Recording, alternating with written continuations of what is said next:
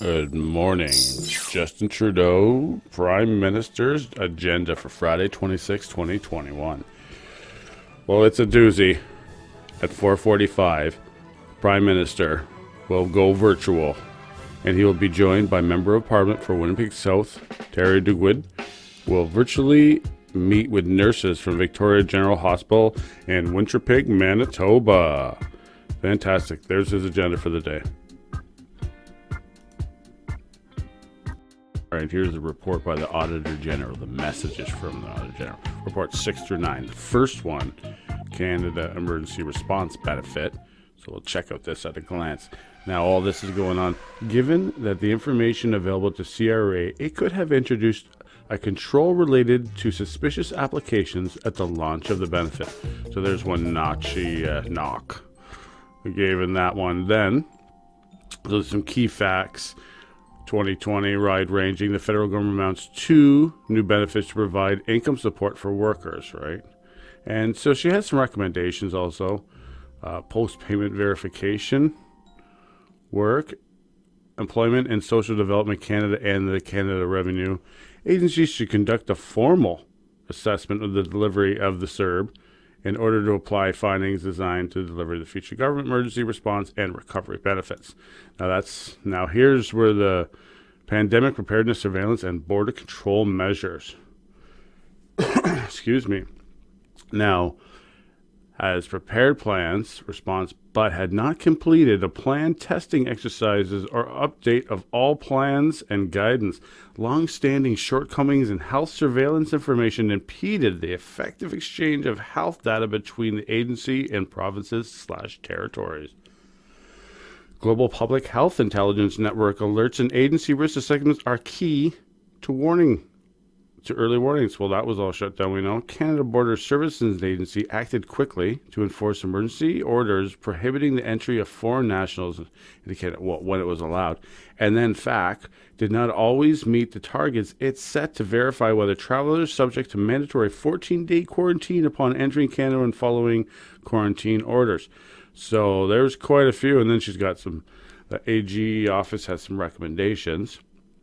And they should finalize improvements to its information technology infrastructure to facilitate the collection of timely, accurate, and complete surveillance information from provinces and territories. Both during and after COVID-19 pandemic, the agency should establish timelines for the completion of these improvements. Okay. And then here, the last one, should improve the systems, public health agency, and processes for administering the nationwide mandatory quarantine during the thing. So include a collection of contact information, follow-up, verify compliance. So that was, there's that. And then investing in Canada plan, which is like basically money. Here's the worst of it all. And it goes on and on. At quite heavy. Infrastructure Canada, as a lead department for the plan, provided only partial picture of progress towards investing in Canada's plan objectives and expected results. Okay, it's like the boss going, I don't know, ask my secretary. The department was not reporting on legacy programs against expected results. These programs amounted to almost half of the plan's funding. Half of the funding. I don't know. Ask the secretary. Funds were not being spent as quickly as planned. Each year, federal partner organizations moved planned spending to later years. I don't know. I'll buy it later. The key federal organizations could not demonstrate that the Investing in Canada plan was on track to meet its expected results and objectives.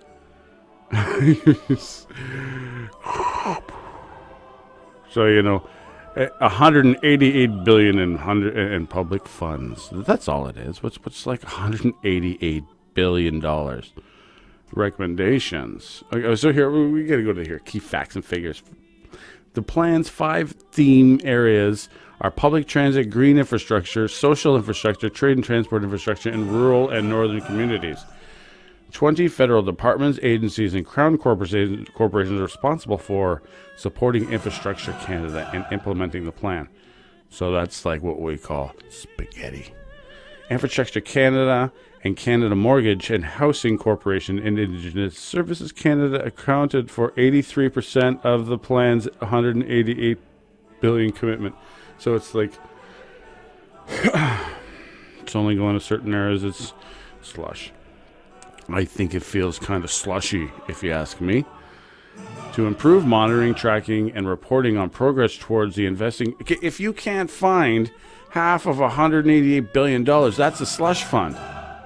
Infrastructure Canada should work with its federal partner organizations in the plan and with central agencies to determine how to better measure projects' progress towards the plan's objectives. Which legacy programs are meant to contribute to the plan's objectives and how to report on them. What information the department needs from federal partner organizations to provide public reporting on the plan that is consistent, comprehensive, and easy to understand. The government can't do that. That's like well beyond their scope or knowledge. That is the Auditor General's report. What do you think? Leave your comments down below. Don't forget to like, dislike, subscribe, and comment. Safe Space Cafe. And always, have a good day.